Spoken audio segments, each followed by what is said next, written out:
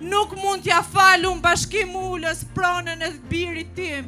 Nuk mundemi t'ja falim Bashkim Ulës pronën e fëmijëve tonë. Ndaj ju bëj një thirrje shumë madhe gjithëve. Ju lutem, bashkoni. Parlamenti i Shqipërisë nuk duhet qeshi me protestën e Herjollit. Ai madje duhet qaj me problematikën tonë. Duhet qaj për djalin tonë që goditi polici. Duhet qaj për ne që na godisin me shkop goma aty. Duhet qaj sa herë ne shoqërohemi në polici se po ngrejmë zërin për një gjë shumë padrejtë që po bëhet.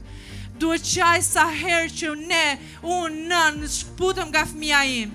E le çdo ditë djalin tim vetëm në shtëpi dhe mundohem t'iki pa u zgjuar ai se do qaj. Iki çdo ditë nga puna për të protestuar për pronën time, për të mbrojtur pronën që katragjyshi djalit tim e ka bler me mund dhe me sakrificë.